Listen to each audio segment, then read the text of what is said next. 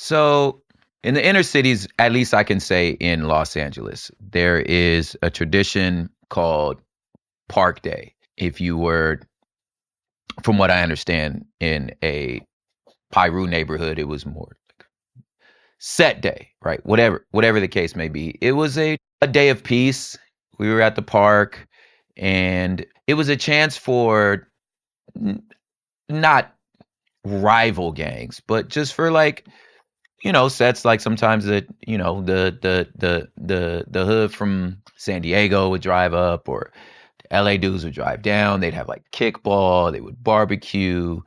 Um, it was a time for the families. Now, I know out of context this might seem very bizarre, but these were, kind of normal occasions. And one of the things you have to remember is a lot of times them dudes over there and boys over there, you went to the same head start with these guys. A lot of times you played Pop Warner football with these guys. You kind of know them. When elementary school ends and then you have to go to the different feeder middle schools, you lose contact. And around middle school, normally, at least in the era that I come from, that's around the time that you start sort of self-selecting yourself into whatever set you're gonna be a part of, or subculture. For me, I discovered graffiti and discovered hip hop, and and then something cataclysmic happens, like your family splits and you move, and that's what happened with me. Like my family split.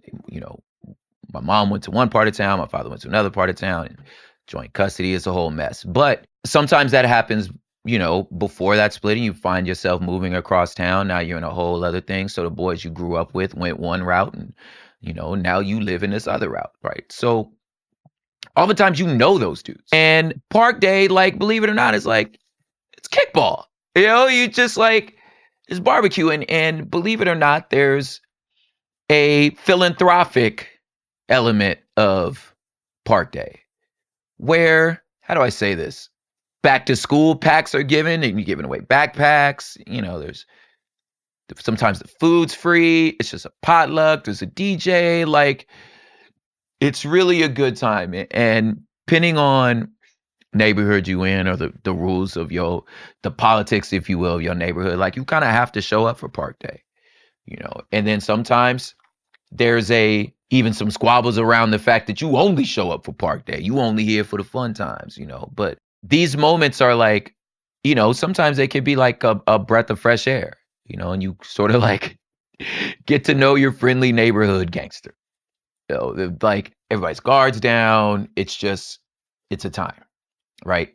Now, in that time, sometimes beefs are squashed where there's like finally a brokering of certain misunderstandings. Maybe you find out what the next lick is going to be, but whatever the case may be, there is an exchange of information, of joy, and in some senses, if you were just living in the neighborhood, of provision. Some movie tropes that you have grown up with, they're tropes because they sort of match our experience. I know if you've ever seen any sort of New York mob movie, the guy going, "Hey, here's $20, go carry this over there. How's your mother doing? Tell her I'm thinking about her." And, you just break the kid off some money and, you take care of your mom. Because again, these neighborhoods aren't that large. That dude knows your mama. The Slink Johnson, niggas know your mama, which is something else. But, like the OGs is like, this dude, went to high school with your auntie, with your cousin. So like there's you guys kind of know each other. And when there's familiar ties, when things come up, I'm just probably going to look the other way. Or I'm going to come to you if I have a particular issue. But most of the time, while there is a loving aspect of this, because, gangsters are also humans, there is a utilitarian part of this. You're investing in your freedom to move about the city. I mean, you could go to every house with a gun, with the stick, and just be like, my niggas is out here, they ready to slide, so don't nobody say shit. You could do that. Or you could be like, man, I mean, this man is, bought my school supplies, you know what I mean? Like, he always look out for me, you know what I'm saying? Like, he done ran off, which was my experience when these big boys they run off the guys picking on you, at that point, I'm going to defer to them. I think if you ain't got your head about you, you start truly trusting these people as your protectors, right? And then you feel an obligation to give back, right? So when opportunities arise, say someone like myself, for example, let's just say you start having a decent career, then when big homie says his little cousin been doing is like rhyming and shit, that's what he say, hey, he be rhyming and shit, he gonna tap in with me to be like, hey man, talk to my little homie. And of course, yeah, I'm gonna talk to the homie's, nephew. You feel me? Now this man, this OG is very dangerous. I know that. I know that at any moment all this can change. And again, if you don't keep your head about you, you might forget that. But these experiences are creating what we call soft power, which is what I want to talk to y'all today about and why USAID actually matters. Hood politics, y'all.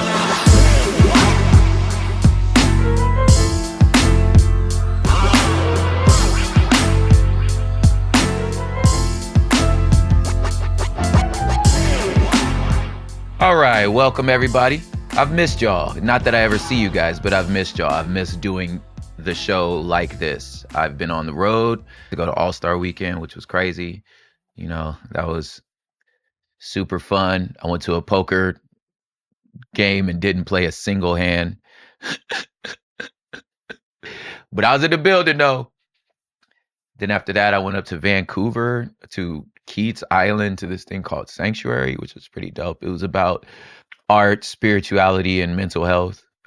They want to help church folk talk about mental health better, which was a great thing to be a part of. Saw some homies there. These what I like to call my white friends. But then I made some black friends. You know what I'm saying? Shout out to John and Elaine. You know what I'm saying? It was a good time. I was glad to be a part of something like that, especially when you could say ass at church. You know what I'm saying? Anyway, it was a good time. But I'm glad to be back in the seat here. This is Teacher Prop again.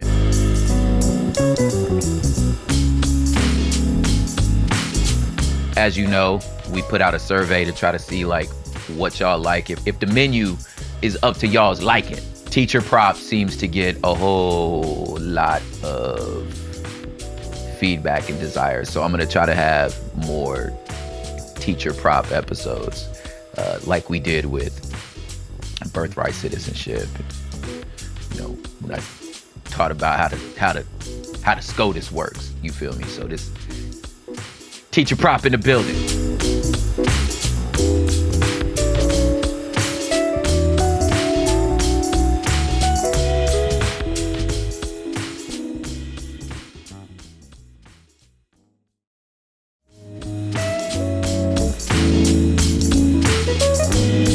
So, I want to talk to y'all about USAID.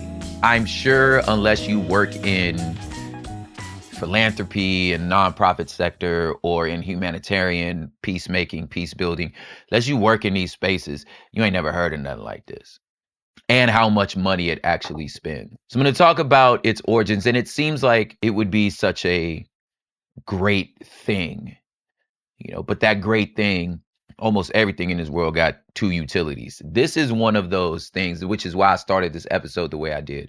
That is really the circle Venn diagram, where it's just one circle of how street politics, in some senses, really overlap with geopolitical politics. Again, if you understand hood, you understand politics. Like, this is one of those crazy sort of overlaps.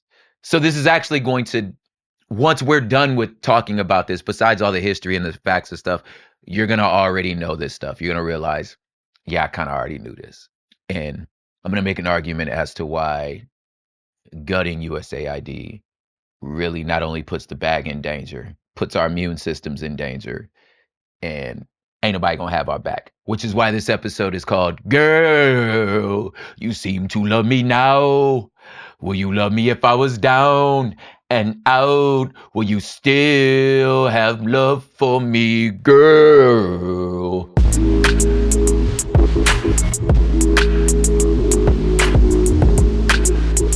Rest in peace, Nate Dogg.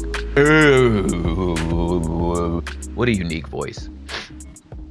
I have some personal connections to this before I get into the history of it. The personal connections are, first of all, my introduction to USAID and what I'm going to talk to you guys about PEPFAR. And these, if you think your field, if you think your world got some acronyms, got some jargon, right, would blow your mind. I came from education. So when I would teach at high school, the amount of acronyms to try to keep up with was like Pokemon cards. It was like, I mean, it's like keeping up with stats in 17 sports. Ain't no way in the world you keep up with all these things.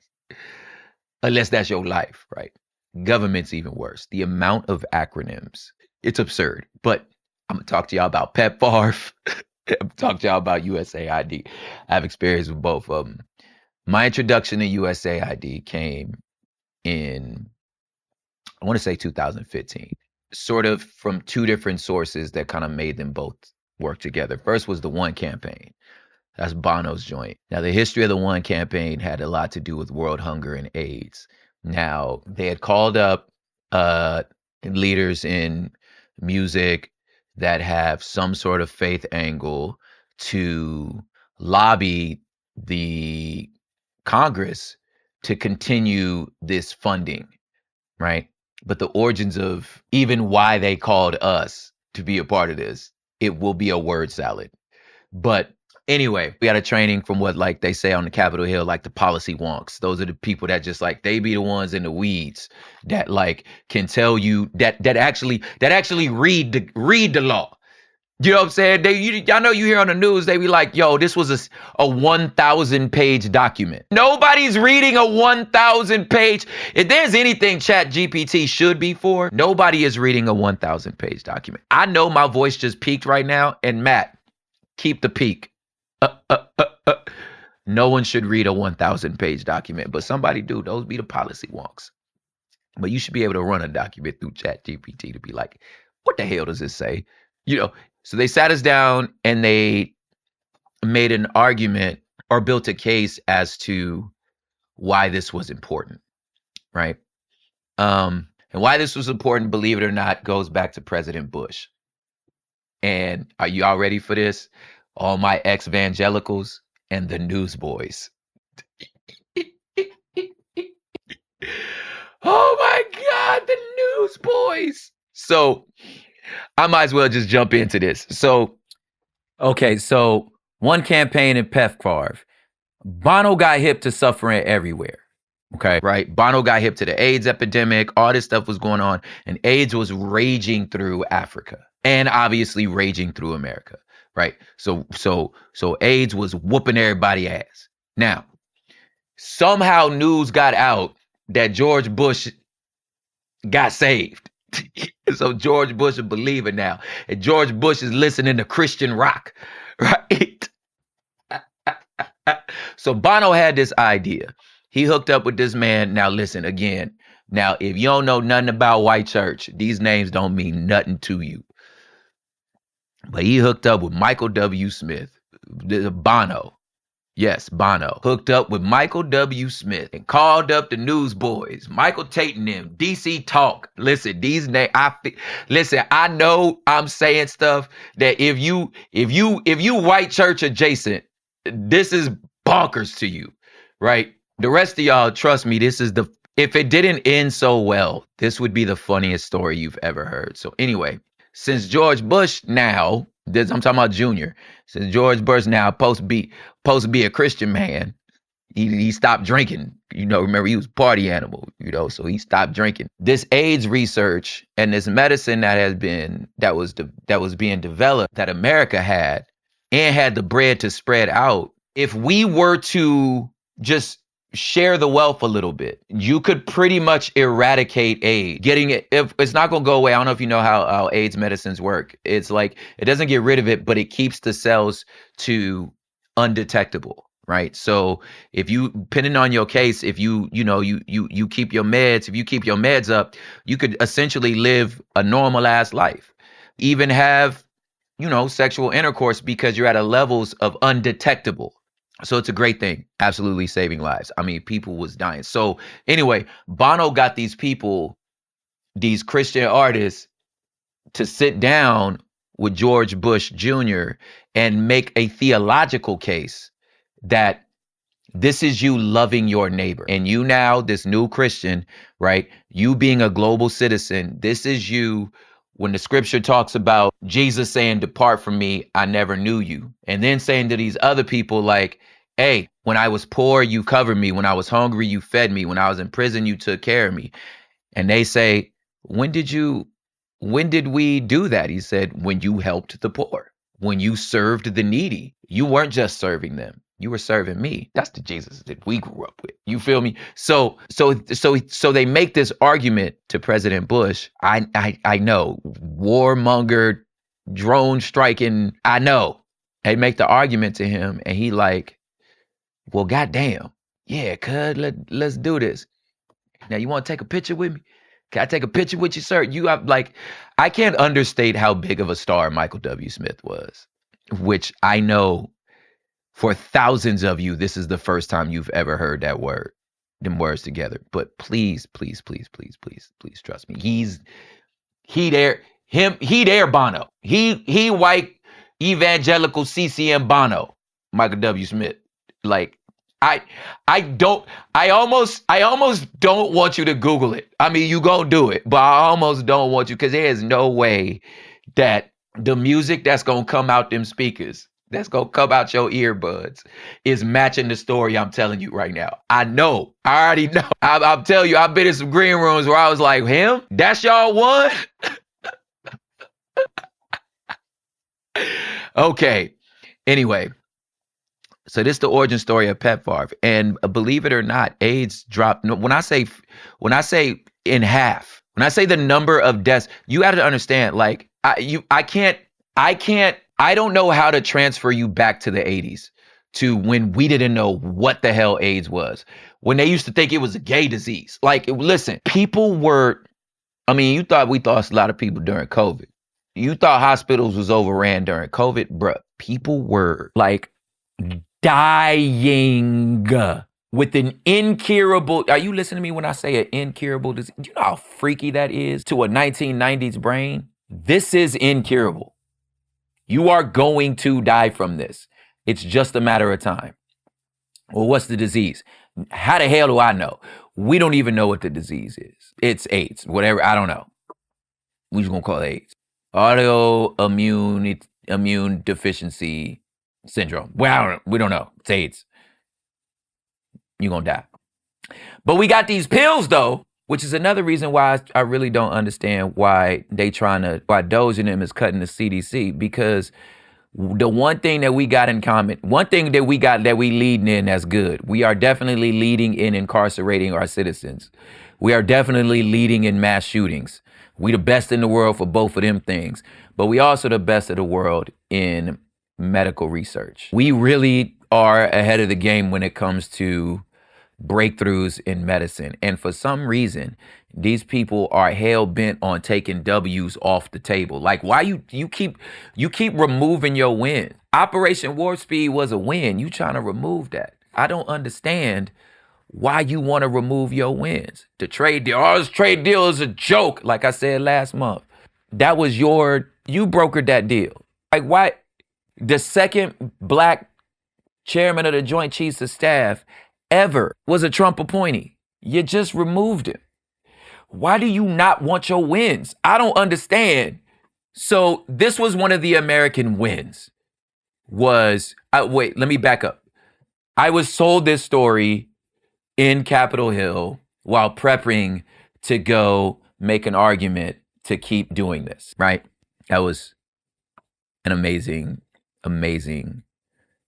thing that I got to experience, that I'm very thankful for. And we got to meet our senators. Now, oftentimes you don't meet the senator themselves unless you're really lucky. Most of the time you meet with one of their staffers, and the staffers pretends to take notes, go in there and tell me. But again, whether I know what I'm talking about or not, whether I am making an argument or not, again, believe it or not, these people truly do work for you. They truly do care They truly do want to know what the streets is saying when it comes to the things. It's not just who gonna keep giving me power. Because listen, if see if you can follow me on this on the politics of it all. I can't take a no one's gonna want to bribe me if I'm a politician with no power. So follow me. You could say back end deals and all that stuff is real. Like, don't get me wrong, all them back end deal stuff is real. Like that, like, oh well, there's this lobbyist, and then there's this person, and then there's this person. Now, if you a lobbyist, why would I lobby somebody who ain't got no pull in their hood?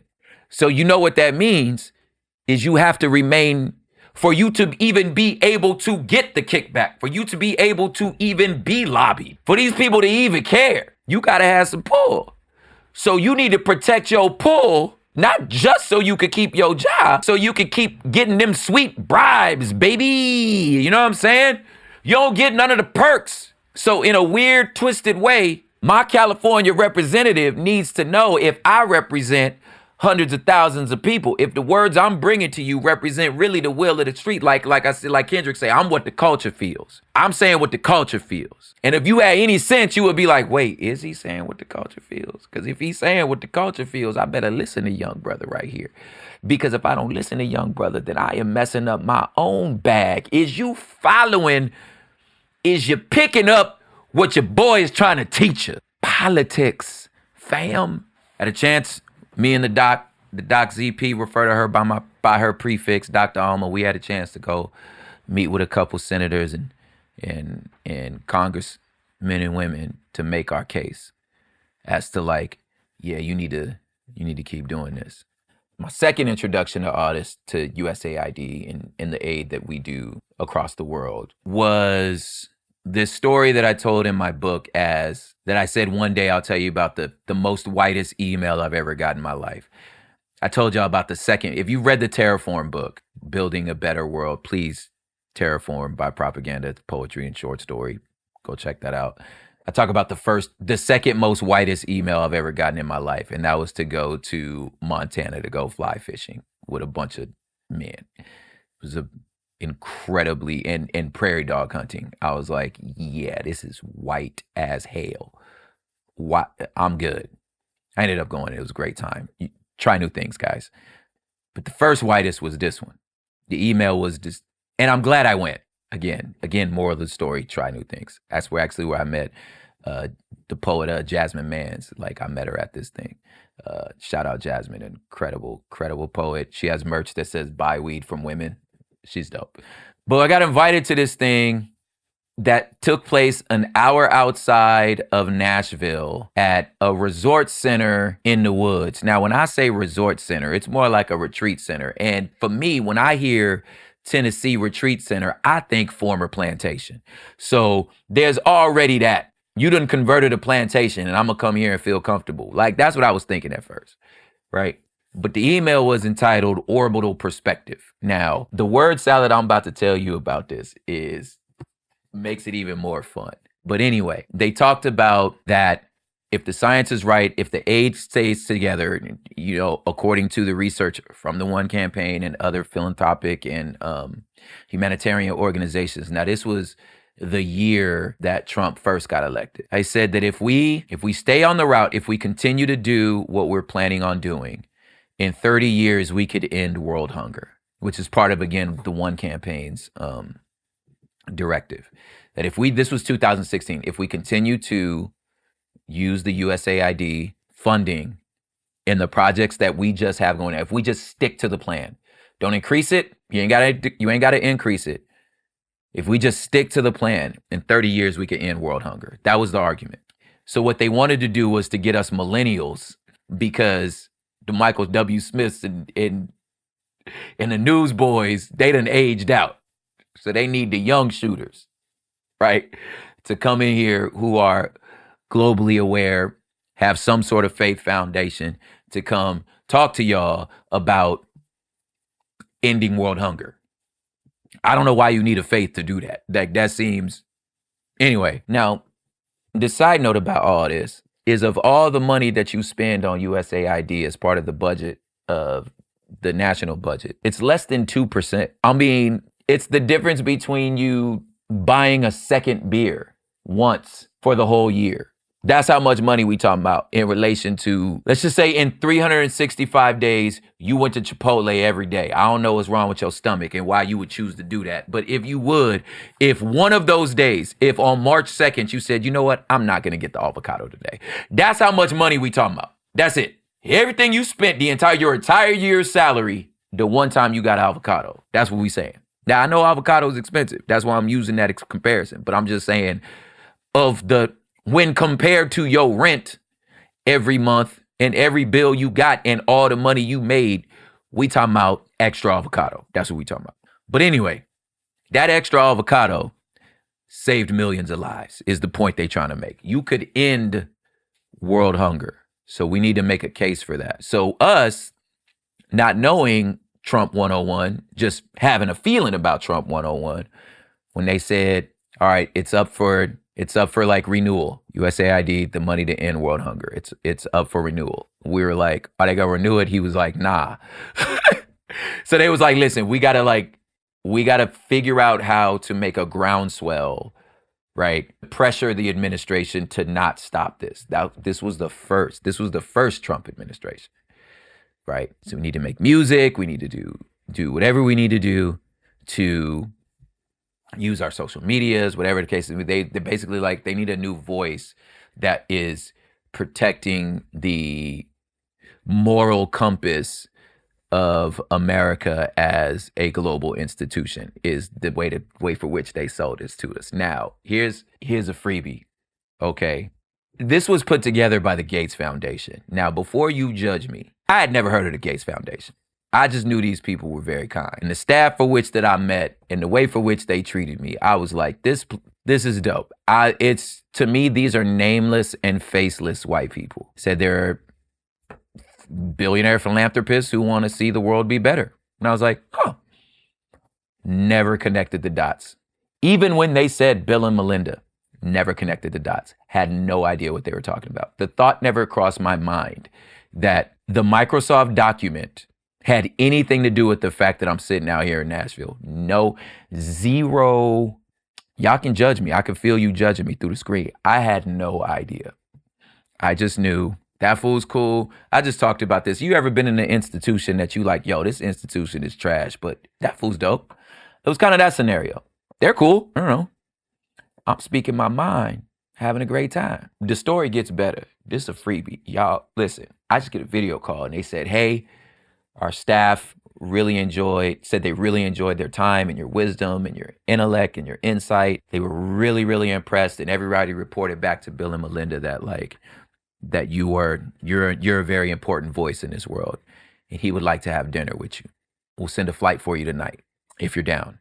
Now, this is like 3:30 p.m. And at the time, I get this text. I am driving to my oldest daughter's ballet rehearsal. She's got dance class. I'm just in a parking lot, right? It's my turn to do the after school activities. I just did the pickups. She got on her little leotard, her tutu, whatever, and we was going to her dance practice. I'm just being a dad. Now, keep in mind, I just got back from this trip that I'm telling you about. Now, let me ask you this. Any of y'all cisgender, or not even cisgender, any of y'all married to a female? Let me ask you this. Is she Latina? Is you married to a Latina? Is you gonna tell this woman who been working all day after you had been gone for a week that you gonna drop your child off and head to the airport again right before dinner time? You gonna tell her today? You talking about I'm gonna send you a flight. Bruh, let me get this straight. You want me to walk into this house and tell this woman I'm leaving again for dinner? So I'm thinking I'm gonna leave. I gotta drive all the way to the airport. You gonna catch it? You gonna send me? You gonna pay for my plane? Like, oh, so you gonna pay for my flight tonight, bro? What's the hurry? Like, dog, like, I got a booking agent. You're not gonna go through my system. I'm good. So I was like, all right, let me see what's up. I just ignored it. Listen, y'all, when he said I'm gonna send you a flight, I know now he meant I am going to send a plane. You have to remember, I still don't know that Bill Gates is Bill Gates. I've not connected the dots in any way. So, uh-oh. So they don't send the plane. I forget about it. I mean, 2 to 3 years later, I run into one of the employees that was at the thing, or one of the visitors, or I ran into somebody that was at the stuff, and they go, yeah, that was the Gates Foundation. And I was like, There was like Bill and Melinda Gates. And I was like, yeah. They were like, prop, as in Bill Gates. I was like, what?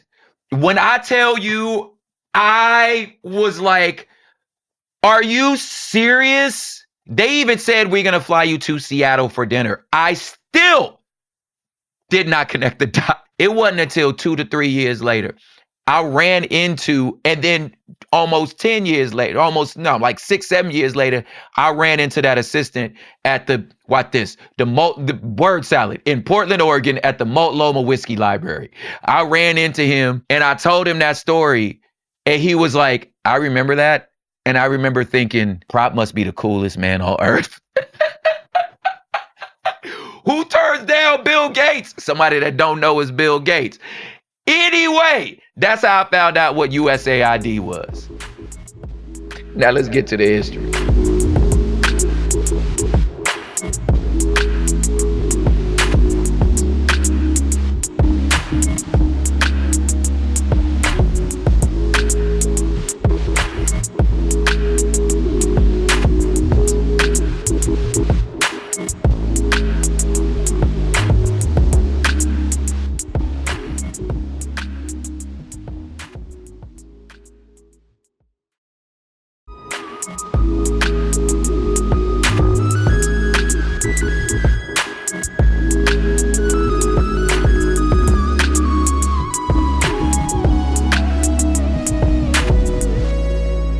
We're back. Now, so that's my story as to how I understand it. But let me teach y'all about where it comes from and what its real purpose is.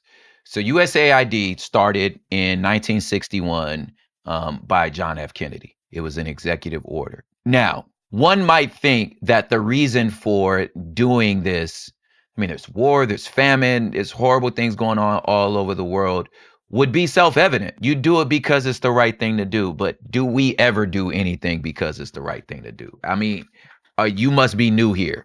You tell me what thing is in American culture, especially at the governmental level, that's altruistic.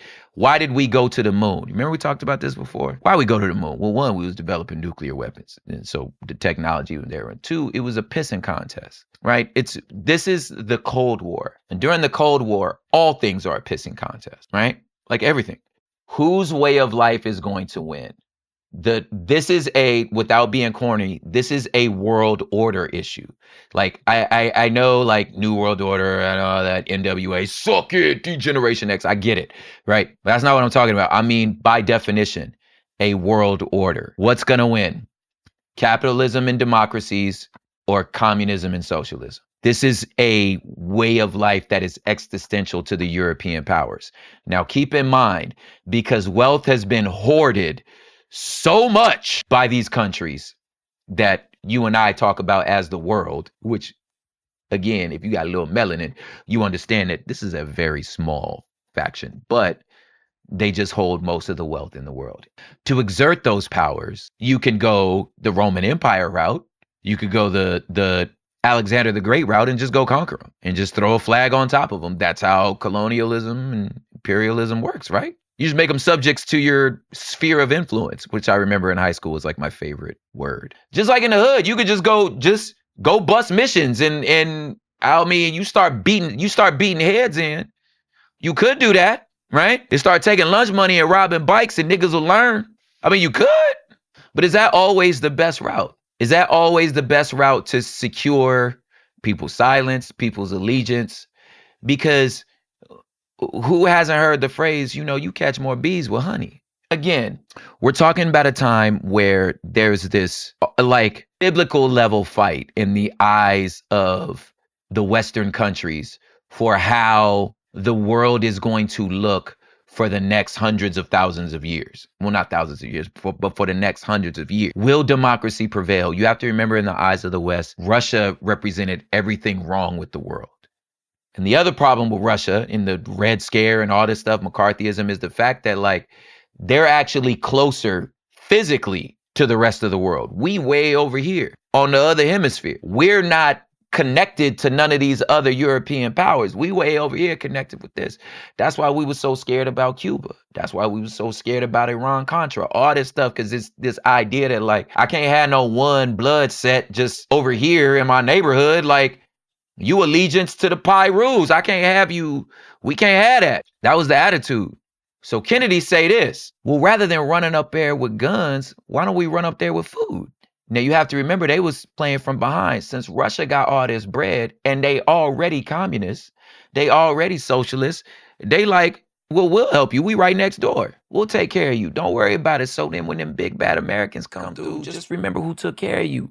America was like, bet, you right. So we stopped coming with guns. And you know what we started coming with?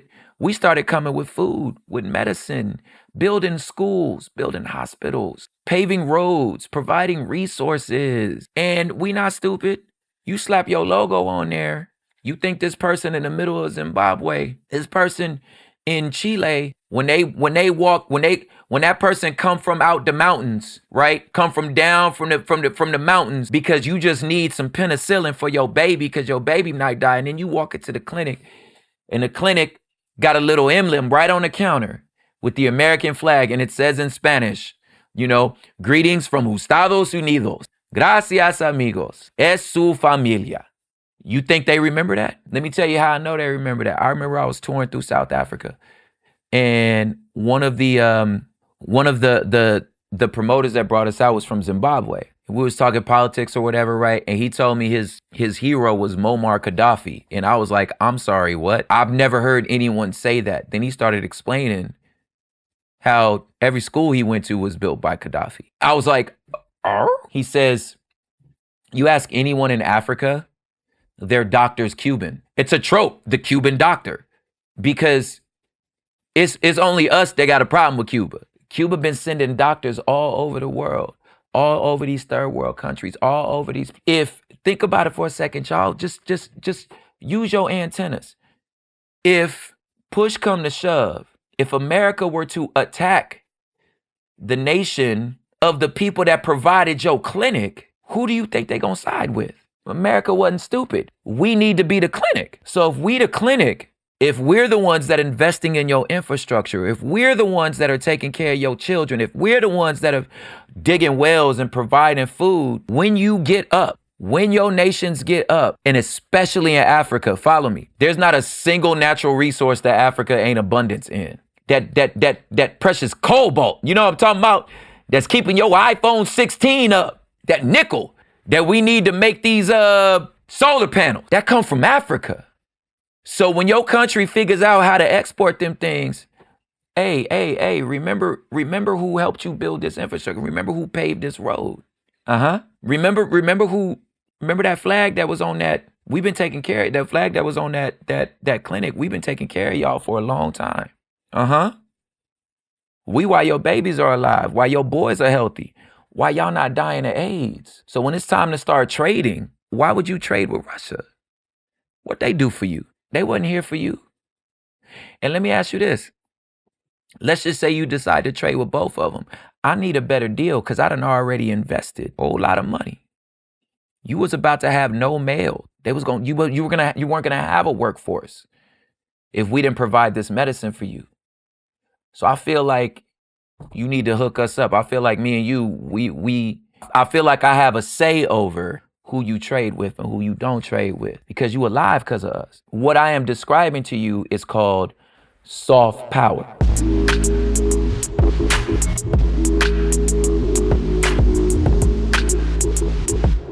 That's what I mean by like ain't nobody Boy Scouts. I'm guaranteeing that I can continue to strip you of resources and you will gladly let me do it rather than me sending troops down there to take it from you. It is at this point when we start singing Nate Dogg again. Girl, you seem to love me now. Everybody love it. And see, now listen, that's Trump's argument. You love us now while we paying for you. Will you love us when we down and out? Will you still have love for me? because that's hard power.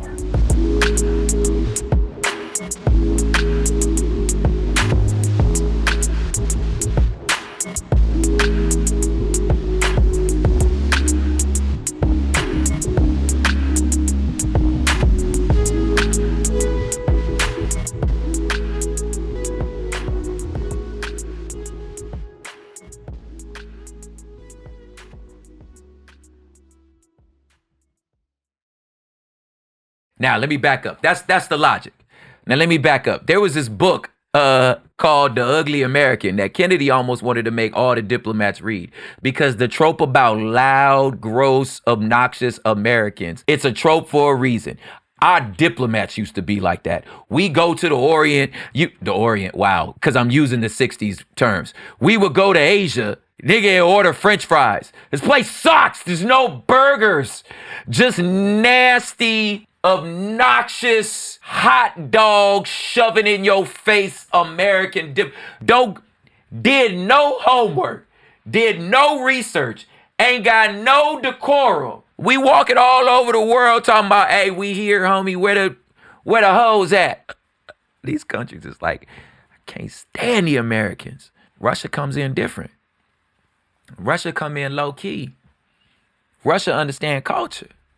So it's like, listen, man, we got to change our ways. We can't just come in here just being these boisterous, annoying upshots that swear we know everything. You got to chill, bro. And hence the birth of USAID. And it continued on.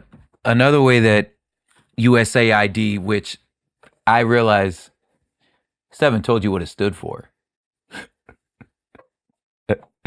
It stands for the United States Agency for International Development. And it's also USAID, USAID, right? So, they think they got bars. Anyway, when the world shifted from the Cold War and just being like, America's got a bad reputation, the next issue was post 9/11. It's terrorism. Again, we had a bad reputation. Our reputation is we come in, destabilize your country, and then leave. Take your oil. And when a country is destabilized, like we said in all of the You Wasn't Outside episodes, you're just making, this is how you create radicalization. Do you think I'm going to have, you've bombed us to the Stone Age. What love would I have for you? Are you crazy? Of course I'm going to get radicalized. I just watched you, there's a song on my EP, Terraform the People. It's called We Were Only 10.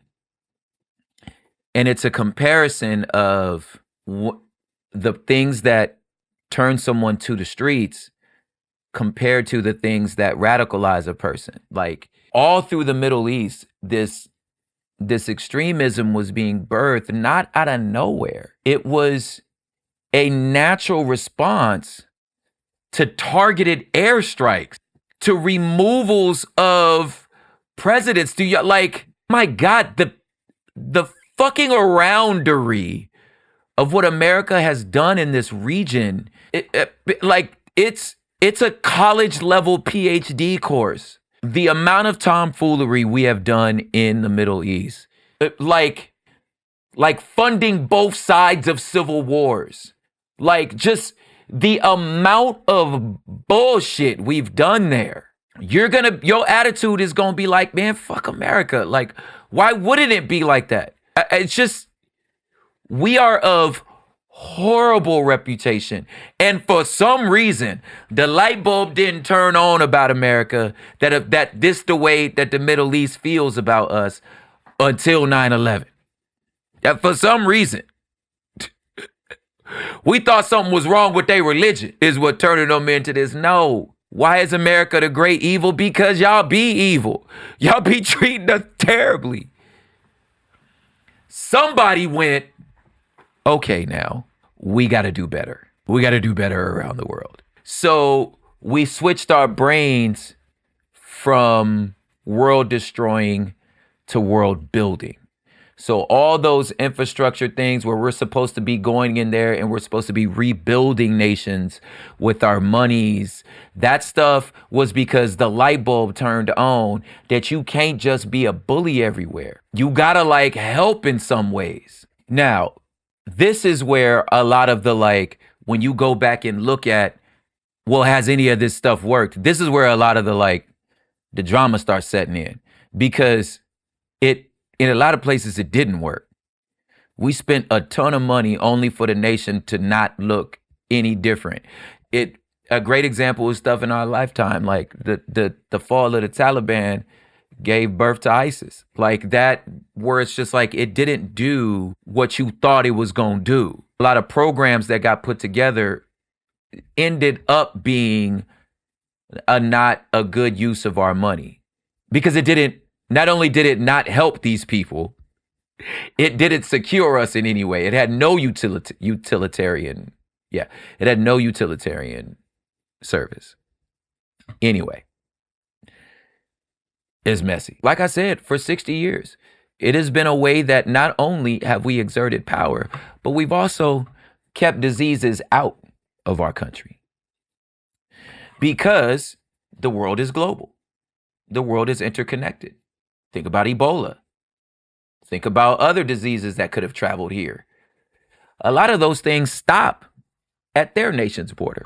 Why? Because we send doctors. Are we doing that because we love them? Absolutely not. We doing that so the disease don't come here. That's not obvious to you? It should have been. So if that's what we're doing, why would we stop?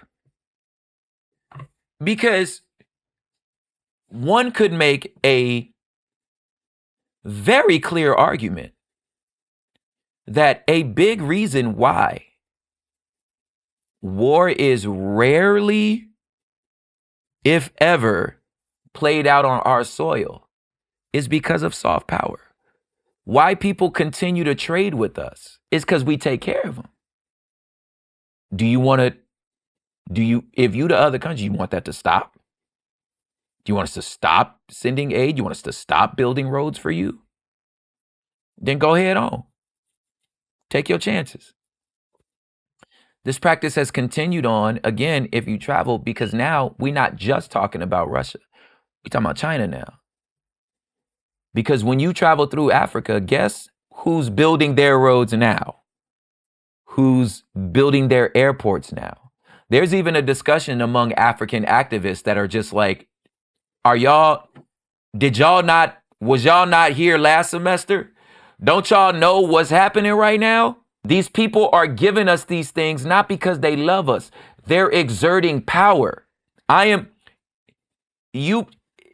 They building airports and paving roads so that they trucks can take your resources and fly them back to China. They just built their own road for it. Is that terrible? Yes. Do we got the right to say it's terrible? No, because that's what we did. Are y'all following? Are you following me right now? Now, is there corruption in USAID? Is there frivolous spending? Of course there is. A lot of frivolous spending. There's even arguments for things that, didn't work. There was a program in Afghanistan to give women job training and put them into the workforce as a way to help liberate this place. And they say of that program, of the thousands of women that are part of that program, eight girls got a job. That's a fail. I don't know how else to explain it. That's a fail. But then there's other programs that, like I said, I know firsthand through Search for Common Ground, through Preemptive Love before I was with Search for Common Ground. I'm reading emails. I got a board meeting next week to discuss the programs that are ending. If you can go back to the first Terraform episode I did with Shamil Idris, the CEO of Search for Common Ground, we did this around this time last year. I encourage you to pull that up and just listen to the programs that he talks about And even the work that they've done in Palestine right now, it's like these are real lives and real consequences that from a humanitarian perspective are very scary. But just from a sheer utilitarian perspective, people remember who abandoned them. People remember who take care of them. This is why you need soft power. Now, obviously, Trump and Elon and them, they don't believe in no soft power. They believe in leverage. Now, granted, soft power and leverage might be synonyms, but their version of that leverage is the stick. It's you either do this or I'll beat your ass. Now, as a parent, this is the case I'm going to make. At least a parent trying to be better at it uses a combination of these things, soft power and hard power. If you come from a more melanated home, when a dinner plate is set in front of you, you already know where I'm going with this. You eat what I give you, right? Now, if you don't like it, you could have sleep for dinner, because this is what you can, that's authoritative, hard power. It's either, I know your options is this or nothing. You can go to bed. I'm not. Then there's other ways to say, hey, listen, it's real simple. I've provided this for you. There are a few options. If this is completed, there is a dessert for you. Now, if you choose not to eat this, then you have chosen to not eat your dessert. Right? Now, the refrigerator's fine. You can get up and, your hands aren't broken. You can make your own. I'm not cooking another thing, but if you would like something else, I require for you to eat a vegetable, to have these things. Like you can do this. But if you do that, there is no dessert for you. Dessert comes from finishing the meal that I've made for you. It's a different type of power, right? So then as the child, you remember, okay, there's something in it for me if Trump prefers the authoritative power. Now, if you got, again, any sense, the case is you need a combination of both. Again, if we're talking sheer utilitarian, you just need you don't go one way or the other, because as any bully knows, it's exhausted. It's exhausting. You can't play King of the Hill all the time. You can't always be like, what? At some point, these people got to want to listen to you. Because if not, all they're going to do is hunt for cracks. They're going to wait for moments of weakness. They're going to watch you real close. And while they watching you real close, it's somebody over here saying, hey, you don't have to live like this. Are you hungry? Let me take you to dinner. And they're going to remember that. So USAID came out of an understanding from the Cold War that we have to have a better reputation in America. Because if we don't, Russia gonna win. Oh, and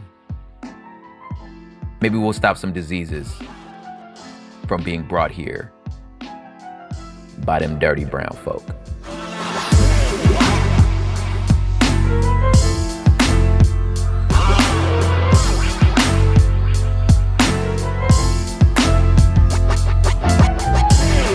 All right, now don't you hit stop on this pod. You better listen to these credits. I need you to finish this thing so I can get the download numbers, okay? So don't stop it yet.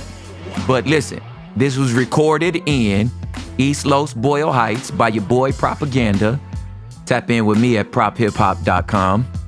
If you're into cold brew coffee, we got Terraform Cold Brew. You can go there.com and use promo code HOOD, get 20% off, get yourself some coffee. This was mixed, edited, and mastered by your boy Matt Osowski, killing the beat softly. Check out his website, mattossowski.com. I'm going to spell it for you because I know. MattoSowski.com. mattossowski.com. He got more music and stuff like that on there, so go and check out the heat. Hood Politics is a member of Cool Zone Media, executive produced by Sophie Lichterman, part of the iHeartMedia Podcast Network. Your theme music and scoring is also by the one and only Matt Osowski, still killing the beat softly. So listen, don't let nobody lie to you. If you understand urban living, you understand politics. These people is not smarter than you. We'll see y'all next week.